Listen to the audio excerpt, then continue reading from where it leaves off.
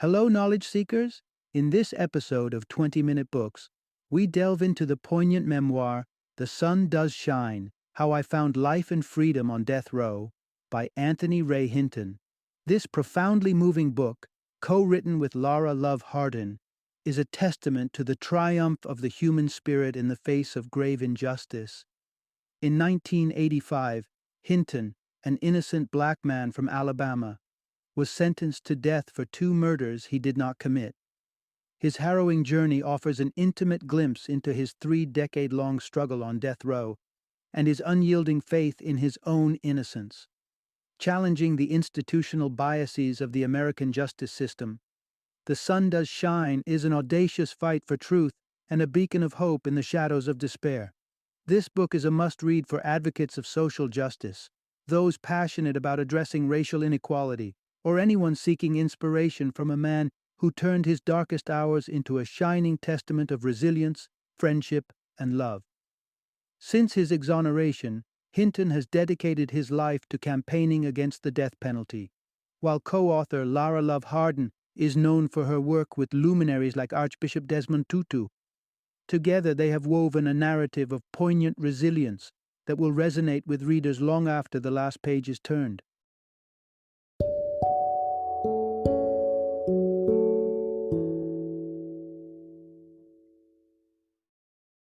The Sun Does Shine, How I Found Life and Freedom on Death Row.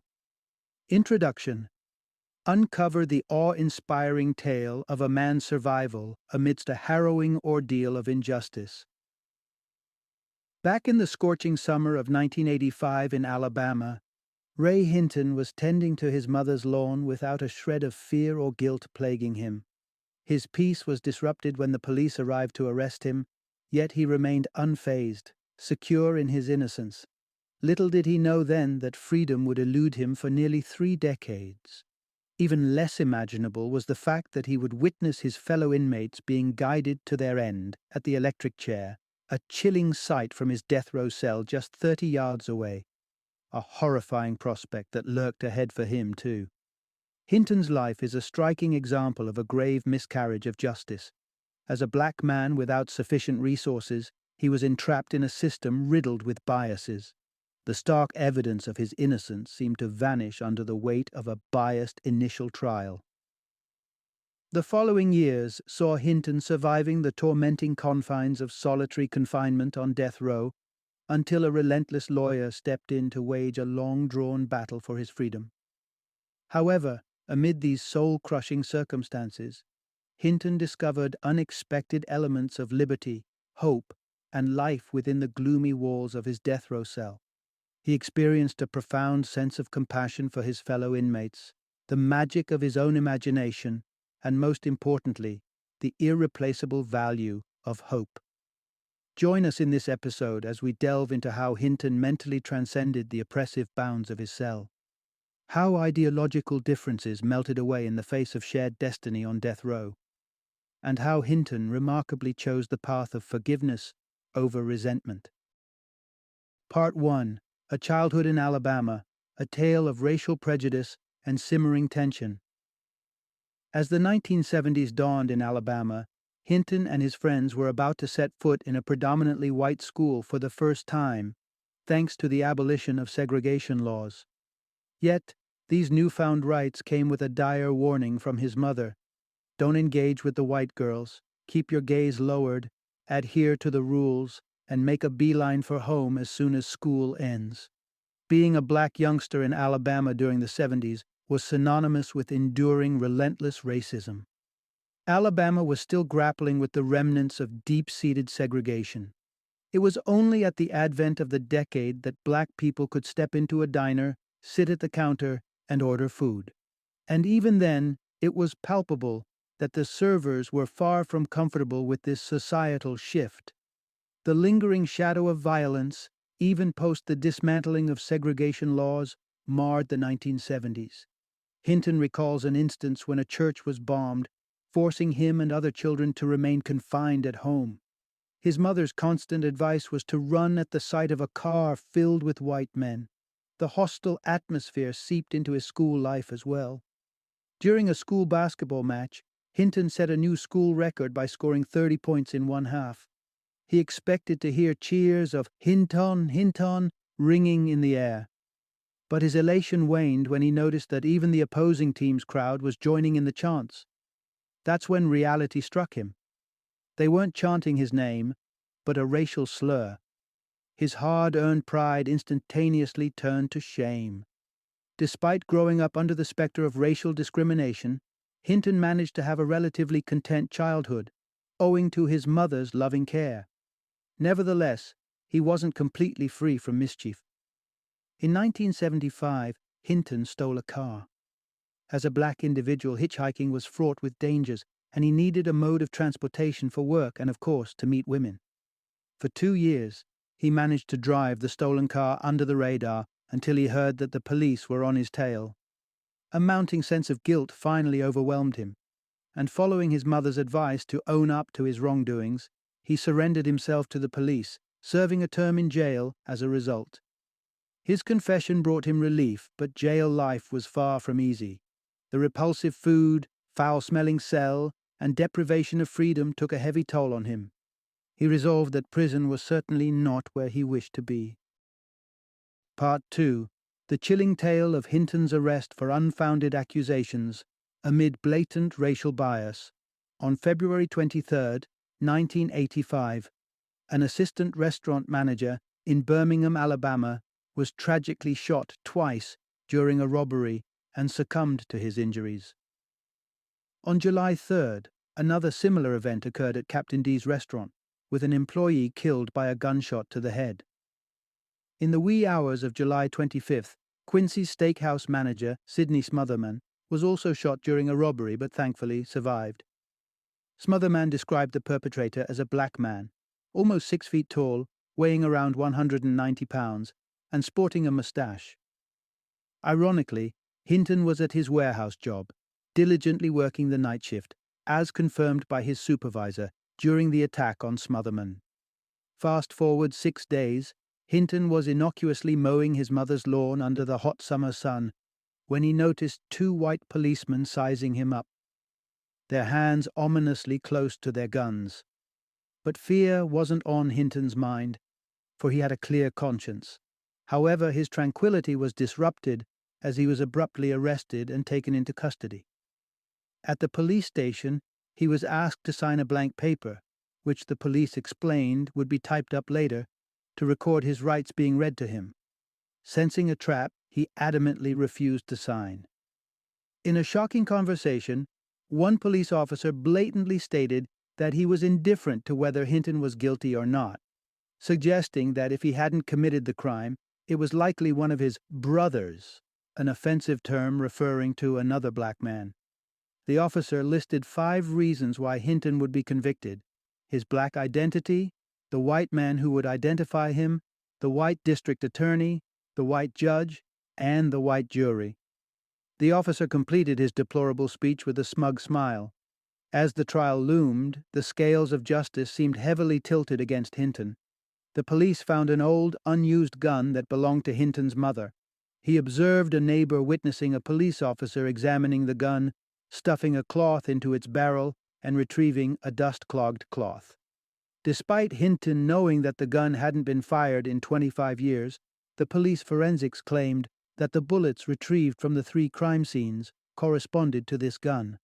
A lie detector test affirmed Hinton's innocence, but the prosecution exercised its right to prohibit this from being presented in court.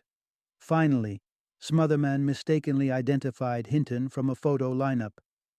Hinton's concrete alibi seemed to fall on deaf ears, overshadowed by a prejudiced system that had seemingly already declared him guilty. Part 3. A lack of resources leads to Hinton's wrongful conviction on 2 counts of murder. Hinton was raised with an innate faith in the justice system, making him harbor hope that his lawyer could extricate him from this predicament. However, disappointment was just around the corner. The core of his problem was twofold: race and finances. Hinton was short on money, which led to his representation by Sheldon Perhacs, a lawyer appointed to him who would receive a mere $1,000 for handling the case.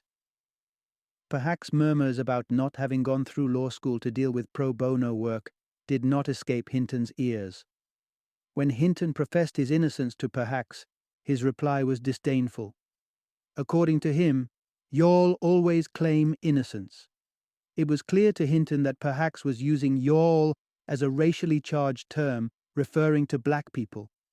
Perhacs mentioned that hiring a competent forensics expert to challenge the state's findings on the gun would cost around $15,000.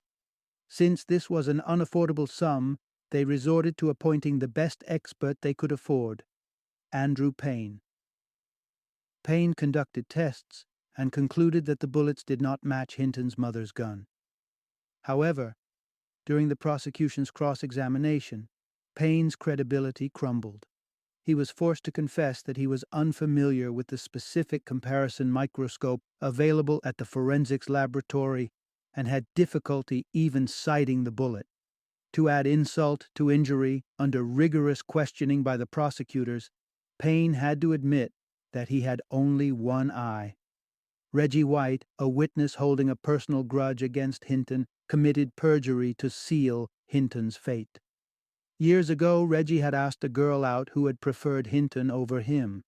Currently, Reggie was working at Smotherman's restaurant and falsely claimed during his testimony that a few weeks prior to the attack, Hinton had inquired about the restaurant's closing time and its performance.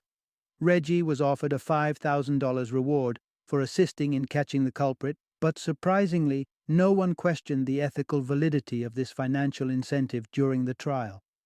There were lies strewn all over, by Reggie, by the police, by the state's firearms experts. Hinton's lawyer failed to summon character witnesses, nor did he venture into asking probing questions. The jury spent merely 2 hours to announce Hinton guilty and took even lesser time, just under an hour, to decide on his penalty, death. Part 4.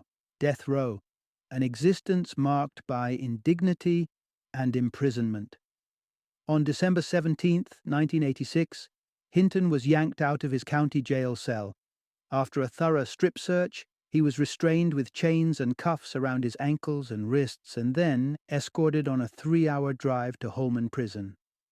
The ominous words "Death Row" etched above the prison doorway ominously welcomed him into his chilling new abode.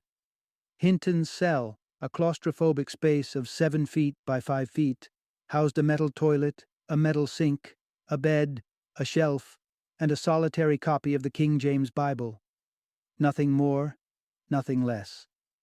Mealtimes adhered to an unusual routine: breakfast at 3 a.m., lunch at 10 a.m., and dinner at 2 p.m.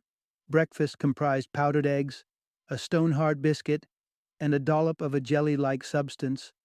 Lunch and dinner were no better, usually a tasteless mass of unidentified meat rumored to be horse meat. Hunger was a constant companion for Hinton. Showers were scheduled every alternate day, sometimes at night or even at midnight, without a predictable pattern. He showered in the company of another inmate under the watchful eyes of 2 guards. The water was always unbearably cold or scalding hot, with the shower lasting only a fleeting 2 minutes. He was allotted daily solitary confinement in a cage in the yard, to pace back and forth for exercise. The daytime atmosphere on death row was oppressive and stifling. The nights, however, were more akin to a scene from a horror movie. The floor was rife with rats and other creatures, while cries, screams, or moans of inmates echoed incessantly through the corridors. Night was the only time an inmate could cry discreetly. Occasionally, someone would burst into disturbing, insane laughter. Initially, Hinton could barely sleep for more than 15-minute intervals. Despite being aware of his innocence, Hinton was forced to endure these grim conditions. Stunned and in disbelief, he retreated into a cell for 3 years, hardly speaking a word to either the guards or his fellow inmates. Nursing the hope of a quick appeal against his unjust sentence, Hinton was jolted into reality in 1988, 2 years post his arrival on death row. The Alabama Court of Criminal Appeals upheld his conviction. Freedom remained a distant dream. Part 5. The horrifying specter of execution loomed perpetually on death row. The reek of death and burning flesh is unique and horrific. It's a gut-wrenching combination of smoke, vomit, decay, and excrement. In a practically ventilation-deprived prison, the stench of death lingers relentlessly. Michael Lindsay, the inmate occupying the cell below Hinton's, was among the first slated for execution during Hinton's time on death row. The justice system mercifully gives convicts a month's notice before their execution. In this final countdown to his inevitable demise, Lindsay was overwhelmed by tears, sobbing incessantly in his cell in the yard. The haunting spectacle of guards rehearsing his final walk sent him spiraling into dread and despair. They marched down the row, fetching another guard mimicking Lindsay, and escorted him to a holding cell. Lindsay wept as they tested the electric chair's generator, causing the prison lights to fluctuate under the electricity's strain. Hinton was helplessly subjected to these unnerving preparations. The confined space of death row and the proximity of the execution chamber, a mere 30 feet away from his cell, left him with no choice. When a fellow inmate was led to the electric chair, the remaining prisoners resorted to a cacophony of noise. Some cried out against the guards, condemning them as executioners, while others gave out primal screams.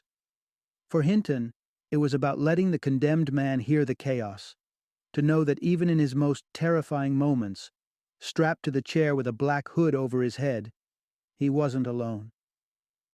The scent of Lindsay's execution on the fateful day had Hinton bent over in retching and despair.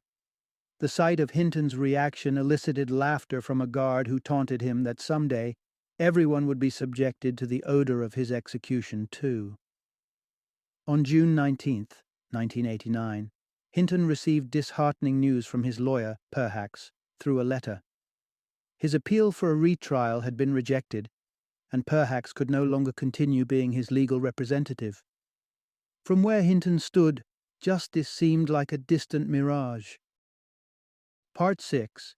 Amidst stark differences on death row, a surprising commonality surfaced.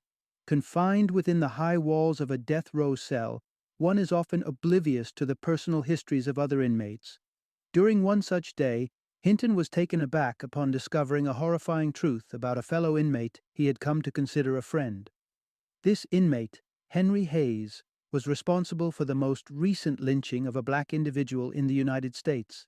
In 1981, Hayes, a member of the white supremacist faction Ku Klux Klan, had kidnapped, brutally beaten, and stabbed a young black man before hanging him from a tree. Hayes had been raised by parents who were high-ranking members of this hate group. Upon this revelation, Hinton called out to Hayes from his own cell, letting him know he'd uncovered his dark past. The silence that followed was finally broken by Hayes's confession that the entire ideology of racial hatred and prejudice, ingrained in him by his parents, was a lie. Hinton paused to absorb this, and then responded. He recounted how he had also learned much from his mother, but his lessons were of love, forgiveness, and compassion towards others. He expressed his sadness that Hayes had not had the same learning experience. During the next visiting session, Hayes introduced Hinton, his best friend, to his parents. While Hayes's mother managed a weak smile, his father remained stoic, refraining from shaking Hinton's extended hand. On his return to his own visitor, his friend Lester, curious about the interaction, Hinton simply responded that it signified progress. Death row, as Hinton saw it, created an ironic bond among inmates that transcended their personal differences. Regardless of one's race, guilt, or innocence, everyone on death row battled a common struggle, the everyday struggle to survive, and the deeper struggle to make sense of their presence on death row. When Hayes was executed in June 1997, marking the first execution of a white man for murdering a black individual in over 85 years, it sent shockwaves through the world outside. But for Hinton, it was merely the loss of another friend. Part 7. Despite physical confinement, Hinton found an unexpected liberty on death row. The notion of escape is a universal fantasy among prisoners, one that often remains just that, a fantasy. However, Hinton discovered an unusual way to break these physical confines, despite never actually leaving the prison. While in his embrace of the solitary cell, Hinton's fertile imagination blossomed, providing him an unconventional doorway to freedom. He started spending hours mentally envisioning situations he longed for. During one such daydream, he saw himself stepping onto a private jet waiting for him just outside the prison. On board, a flight attendant offered him bubbly champagne and shared the exciting news that they were en route to London for a meeting with the Queen of England. Eventually, in his elaborate imagination, Hinton found himself sipping tea and sharing his death row experiences with the Queen on a luxurious sofa. This alluring daydream was interrupted abruptly by a guard announcing a visitor for him, and that's when it dawned on him. He had been lost in this fantasy for 2 whole days. The realization of having mentally distanced himself from his harrowing circumstances left him with a newfound sense of freedom. Over the years, he repeatedly sought solace in his world of dreams. He imagined thrilling victories with the Yankees, winning the Wimbledon championship, and even being married to, and then divorcing, actress Halle Berry for Sandra Bullock. Even though it was a far cry from actual freedom, these fantasies offered a momentary yet precious escape from the harsh reality of death row. With a new idea to offer a similar mental escape to his fellow inmates, Hinton proposed starting a book club to the warden. While his stated intention was to maintain a peaceful environment among inmates, his hidden agenda was to intellectually transport his peers away from the confines of their cells. With the warden's approval, they received 2 copies of James Baldwin's Go Tell It on the Mountain. For a whole month, 7 inmates shared and read the book. The subsequent book club meeting allowed them the rare opportunity to discuss, face-to-face and candidly, something other than their legal battles and prospects of release, a breath of fresh air amidst the daily drudgery. However, despite its euphoric effects, the book club couldn't completely erase the harshness of their reality. Larry, a club member, was the first among them to be executed. In the next meeting, Hinton chose to leave Larry's chair empty, a poignant reminder of their inescapable reality. Part 8. Beacon of Hope. The relentless lawyer determined to bring justice to Hinton. By 1997, Hinton had navigated the legal labyrinth through various lawyers, enduring multiple failed attempts to trigger a retrial. The latest lawyer offered a glimmer of hope with a deal: life imprisonment without parole. But Hinton's immediate response was one of refusal. He dismissed his lawyer, unwilling to accept lifelong imprisonment for a crime he did not commit. The person he envisioned to champion his cause was Bryan Stevenson, a ferociously diligent lawyer known for his relentless battle for death row inmates. Hosting his operations at the Equal Justice Initiative, located in Montgomery, Alabama, Stevenson had built up a reputation that reached Hinton back in 1989. Stevenson had been the attorney for a Vietnam veteran who, despite his untiring efforts, succumbed to execution. Undeterred, Stevenson had stayed with his client till the final moments, relentlessly fighting to prevent the execution. Convinced by Stevenson's unwavering dedication, Hinton successfully roped him into his case in 1998. Over the next 16 years, both Hinton and Stevenson tirelessly endeavored to push for a retrial through various court reviews, with the singular goal of securing Hinton's freedom. In his pursuit, Stevenson uncovered substantial evidence highlighting the questionable proceedings during Hinton's arrest and subsequent trial. He discovered that witnesses had been pressured into falsely placing Hinton at the crime location. It was further unearthed that Smotherman, the injured restaurant manager, had been coerced into recognizing Hinton as his assailant, an identification based on Hinton's photograph inscribed with his initials, after the police had already tainted Smotherman's perspective by identifying Hinton as a suspect. To add to the pile of suspicious evidence, it was revealed that Hinton's initial lawyer, Perhacs, shared a close friendship with the state prosecutor, a man who had amassed an infamous reputation for his biased conduct towards black individuals during jury selection. Eager to rectify the initial mishandling of evidence, Stevenson sought the opinion of 3 white male ballistics experts to review the incriminating gun. This was Hinton's suggestion, as he believed these men would be capable of swaying an Alabama court. Following their analysis, all 3 experts independently disapproved of the gun-to-bullet match, categorically stating that the bullets did not originate from Hinton's mother's gun. Ironically, despite the growing evidence supporting Hinton's innocence, the journey towards justice progressed at a frustratingly slow pace. Part 9. A landmark Supreme Court decision led Hinton a step closer to freedom. The cogs of justice turn slowly, especially when it involves an individual on death row in Alabama. Compounding this was Alabama's stubborn determination to confine Hinton within its prison walls. Acknowledging their mistake would mean confessing to the world that they had knowingly and wrongfully sent an innocent black man to death row. In 2002, just before a pivotal hearing was due, Alabama's Attorney General office intervened to dismiss it under the pretext of saving taxpayers' money that would potentially be spent over 2 to 3 days. However, their attempt proved futile, and the hearing proceeded as scheduled. At this juncture, the key point of contention was whether Hinton had suffered from an incompetent legal defense. The state's stance bizarrely oscillated between discrediting Hinton's original ballistics expert to asserting his impeccable credibility.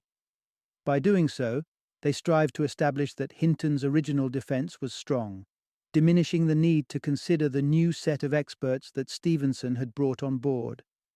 Sadly, the hearing did not swing in Hinton's favor. For 2 years, the ruling judge demonstrated an alarming apathy, allowing the heavy pall of uncertainty to hang over Hinton. Eventually, he issued an order siding with the state. As years slipped by, Hinton bore witness to more inmates being led to their final walk, which made holding on to hope increasingly challenging. Fast forward to 2013, Hinton and Stevenson chose to stake all their chips in one decisive gamble, taking their case to the U.S. Supreme Court. It was a move fraught with risk. A negative verdict from the nation's highest court would end their fight once and for all, disallowing any other court from reconsidering the case.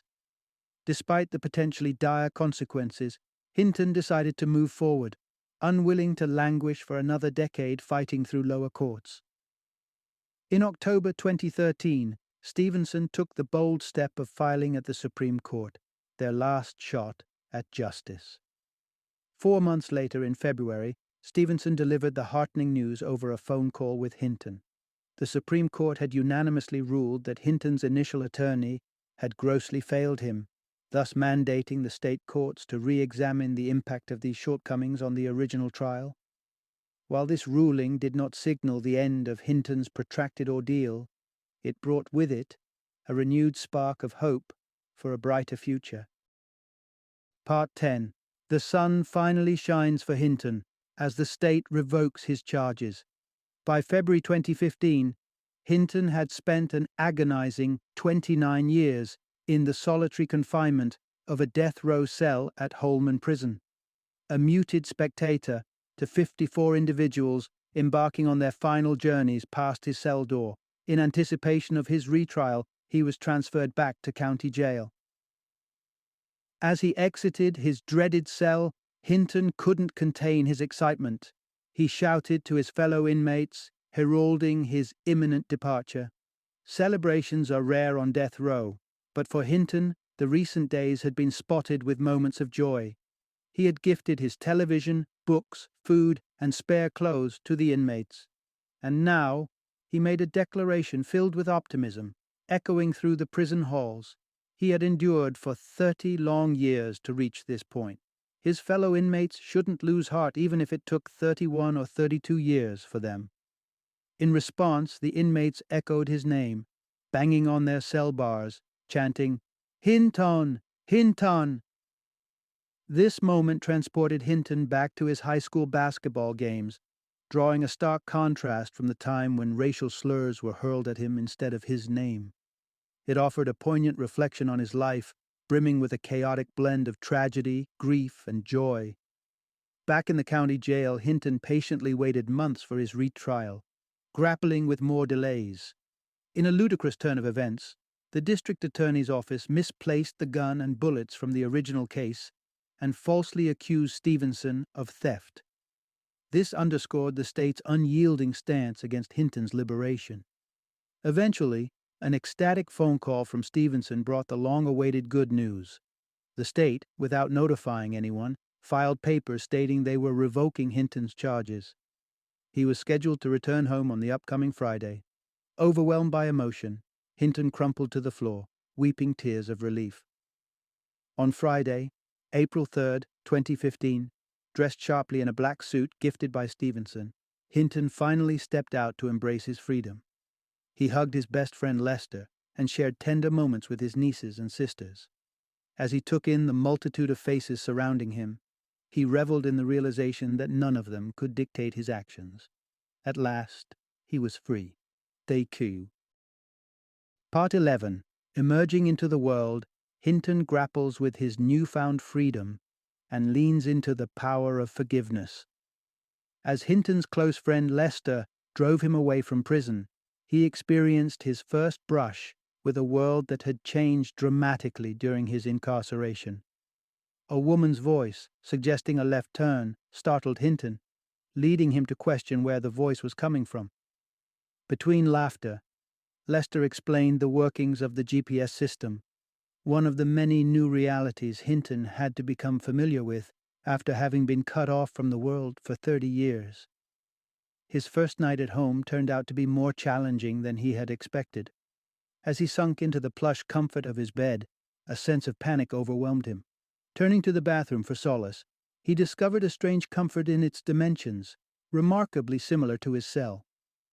The familiarity of the confined space provided him with a sense of comfort, and he chose to spend the night there, sprawled on the bathroom floor, his head cushioned by a bath mat.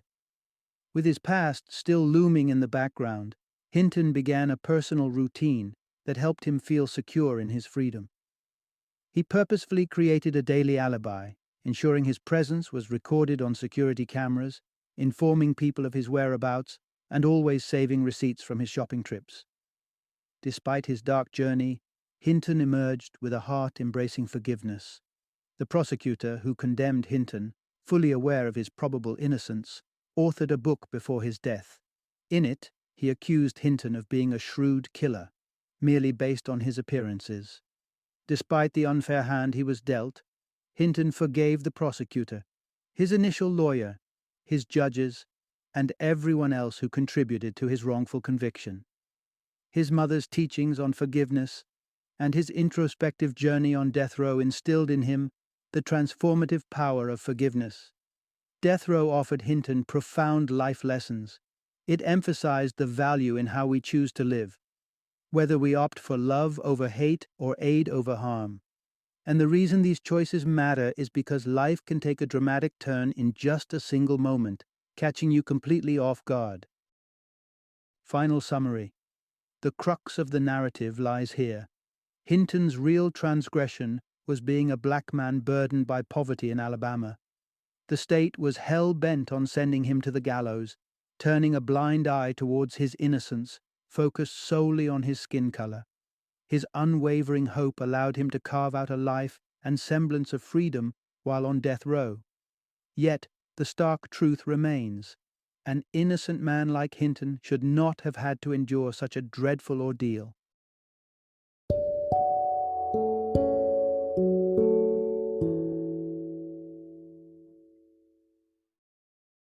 Thank you for joining me today on this journey of learning and discovery as we explored the insights of another thought-provoking book in our growing library of knowledge. If you've enjoyed our time together, please take a moment to follow our podcast, give us a 5-star rating, and share 20-minute books with other knowledge seekers. Your support truly means a lot. Don't forget to join me again in the next episode, where we will delve into another enriching book. Until then, happy reading and happy listening.